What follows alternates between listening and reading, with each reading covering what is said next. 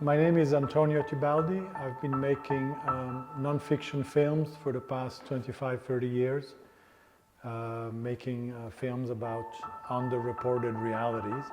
And I hope that through the work that I do, there can be some positive changes in the world.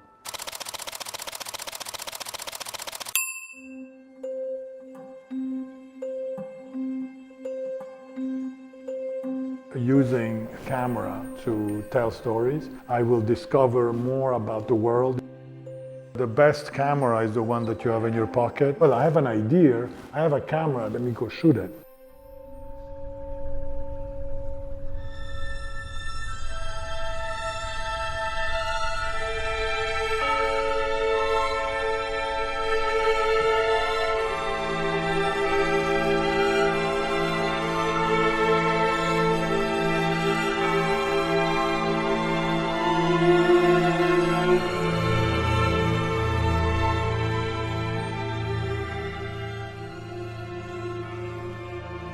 When 9/11 happened, and the Italian TV with whom I had worked called me and said, can you go and film? Yeah. Film what? Film whatever you find in ground zero. Can't you go to ground zero?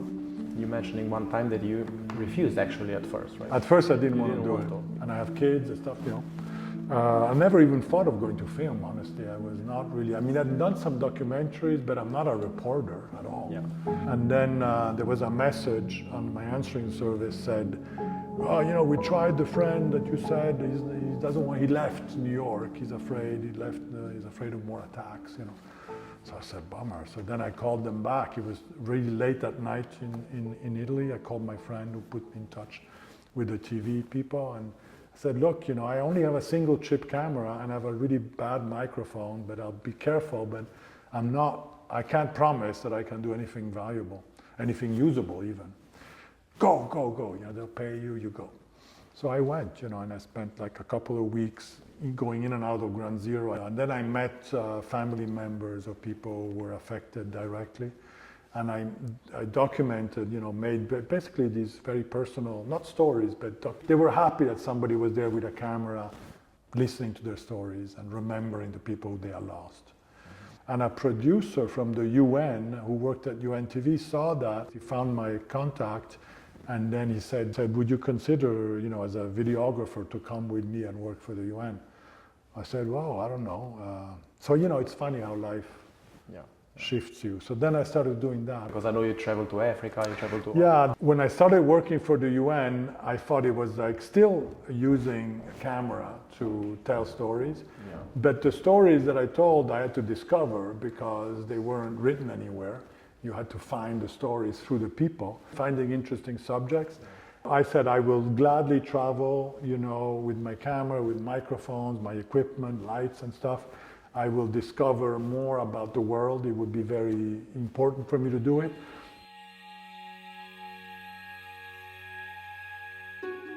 I started making what I call like cinema direct observational documentaries, which were just made by myself. And why do you call it cinema direct? It is a name that I prefer than observational, because they call it also observational. But observational seems a little concerning to me. It was, I'll make an observational film. Like today, if you try to go to a sales company, a documentary sales company, and they ask me, what are you working on? I'm working on an observational film. They don't even look at you. They're not interested. It has no market. So for that reason, I'm a little bit shy to say observational films because they have a bad rap, you know. I think they have a bad rap because they are extremely difficult to make well. And they demand a lot to your audience because you're not handing them and you're not feeding them anything. You're kind of showing them a slice of life. Observational means you're not using interviews. Usually you're not altering the sound much, so you're not really putting music over it. You're certainly not doing voiceovers, you're not doing interviews. So you are just relying on the observational events that occur.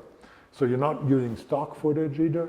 So it kind of limits you dramatically what you can do, and you engage a lot in real time, and you have to try and find stories that are occurring in the time that you want to film them. So they're very unpredictable. I find that very fascinating, actually.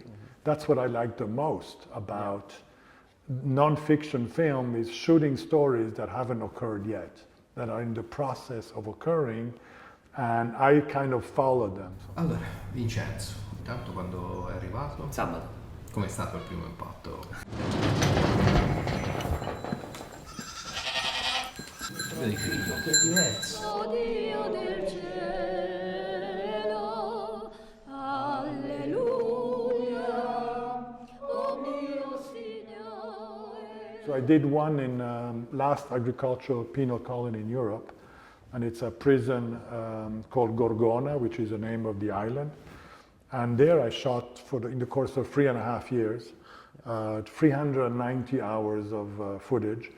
And then it took me about 10 months to cut it with a female editor in Milan. I thought it would be important to have a woman look at all this footage of men, because it's a man doing it, about men in a prison that's only for men. And so it was a good choice. I liked her approach.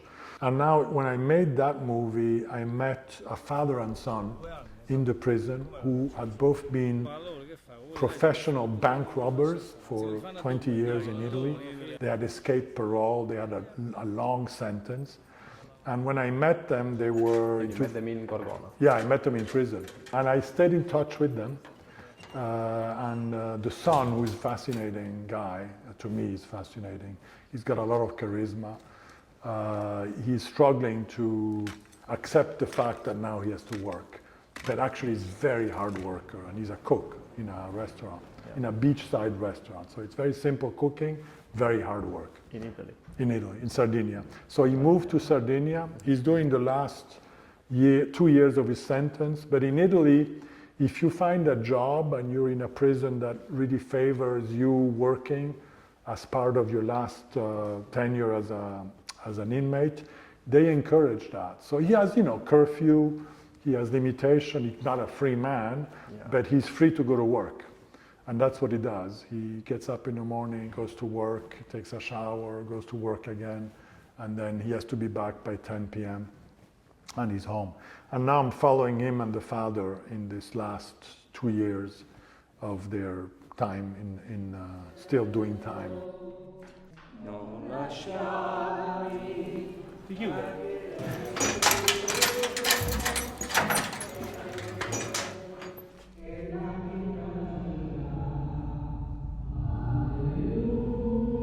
In the US, if you're trying to get funding by the big companies like Netflix or Max or so forth, they really want like biographies or crime stories.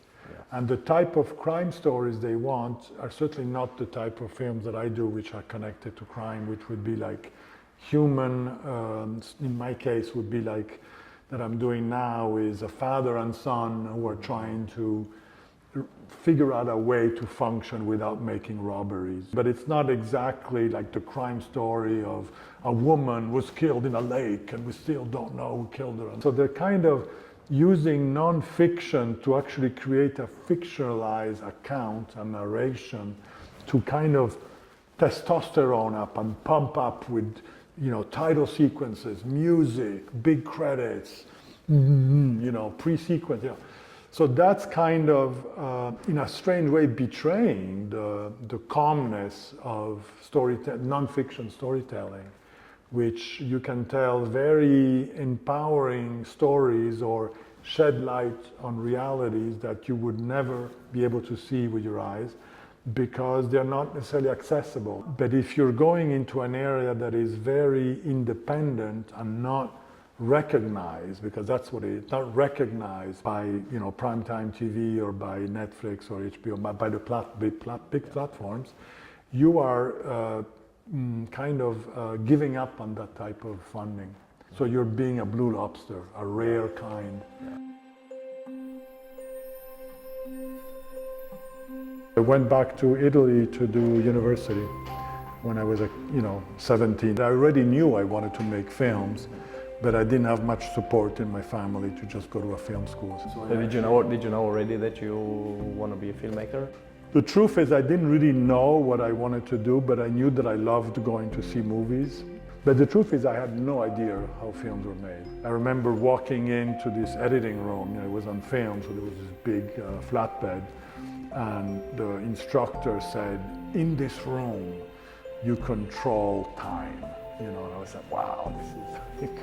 So yeah, it was amazing. I really loved, that when you have proof that something that you thought you would like, you actually really love it, it's a nice feeling. It kind of makes you fly a bit, I went to CalArts, which is an art school north of Los Angeles. The reason I applied there was a professor who used to be an amazing Scottish filmmaker called Sandy McKendrick, the man with the white suit, and a lot of really interesting, they were Hollywood movies, but they were really auteur films. He would say, what's the first minute of this film of Fellini? In the screenwriting class at CalArts, there was a class taught by Gil Dennis, who's an amazing screenwriter, and that class was taught without us really ever writing anything. It was storytelling class. And he would say things like, next week, everybody comes here and tells us the most shameful thing you've ever done. Of course, I engaged in that type of class and told very, very personal, authentic stories. And at the end, I remember of the two semesters, 28 weeks of this kind of grind, it was more like, almost like therapy, and he would not comment. He would not comment after, he just told stories. And he would just say, did you feel that people were listening to you when you told the story or not? Because that's an interesting thing to, if you feel people are not listening to you, take your own notes. Maybe you need to change the way you're telling that story. Or maybe the story wasn't interesting. But it was a lot was self-evaluation. So basically, after that, Gil told me, you have a little treasure of stories. If you ever want to write them into a feature, anything you want to do, let me know. And if you need some help, I'll do it with you. Now this is like, we both teach in these universities, you at Columbia and I teach at City College, but we're doing admissions, and admission, the first thing I go to is, let me see what you've done. You say, I don't really care to read all I'm sure the grades are fine, the statements, or the recommendation letter. Let me see the stuff. It takes about a minute and a half to see if there is something or there isn't.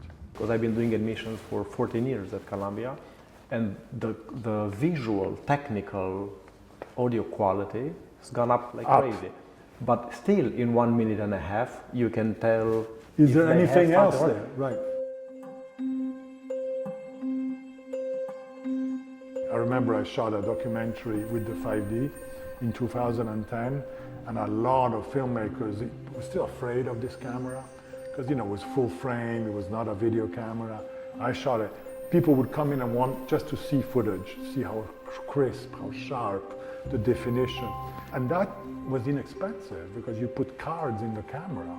You buy a camera, maybe one lens, you could do it all with a zoom lens. Something you had in your hands, something that in my opinion was as good or better than 16mm film at no cost. And you could shoot it by yourself. You didn't need an assistant, a focus puller, a loader. You didn't need to go to the lab. So that to me was transformative in terms of suddenly you think, well, I have an idea, I have a camera, let me go shoot it. The financing, the good thing of these documentaries is it's very manageable, it's very limited. Yeah. If I really need to shoot something and I don't have the funding, you know what, I pay for it and hopefully I get the money back. Because it's only my travel, the camera I have, I operate my camera. I love to have a sound man, but if I don't, I can do it myself. Now we started shooting with portable phones, like we were talking about that. And SmallRig does beautiful little accessories for the iPhone. So I'm gonna wait till the iPhone 17 and then get the SmallRig cage, I think. Well, they say that the best camera is the one that you have in your pocket. But I think the young people living today, they live in an incredible world. And going back to what you're saying, you started on 16, you started on, they have access to 4K, they have access, soon enough they have access to an affordable IMAX camera, which is it's amazing. Beyond comprehension. They have access to great sound and great stuff. So basically, number one, there's no excuse anymore for young people not to make a movie. And number two, as long as they don't fall into that endless pit of knowing too much about Right. codecs and cameras and software, if they know that's a tool to get something greater and for them to make actually something. I feel like in terms of quality of image, of quality of sound, maybe we're at a plateau, but I still think that with the introduction of AI into all of this, the canvas is going to change dramatically. It has already changed, meaning what you can film. It's like, and how you can represent things, and the difference between what is real and what is artificially created by AI, not even by a human, just by you typing something. I think it still comes down to our creativity as human beings. It's the same story with the French New Wave, for example. Right. Suddenly they went out with smaller cameras, a wheelchair, bounce lighting. And they realized they didn't need to light, movie. let it blow out. Another Suddenly it's kind of- overexposed. Who cares? It's beautiful anyway. Yeah, absolutely. But it's still the creativity. So Right. at the end of the day, it's not the lighter camera, and I agree with you, it's not a contradictory point at all. On the contrary, it's a complementary point. It's still at the end, it's the creativity of Truffaut, creativity of Godard, Yes. creativity of Rivette that made Yeah. all those great movies. But nowadays, you just pick up a camera, it's already, light camera has theatrical quality in it. So you take a tape recorder, you take a couple of portable mics, can make a movie. Yeah. Now we're going to get a lot of movies made, that's for sure. Well, now there's already a flood of movies because anybody can make them. I'm It's personally just happy with it. I think if we can get one masterpiece that wouldn't have existed otherwise, I'm happy with 10,000 future. You just talked about future of cinema, storytelling, fictional it's cinema. always a big pleasure for me. And this is a SmallRig give us opportunity to just exchange ideas and learn more things about each other. So thank you. Until next time.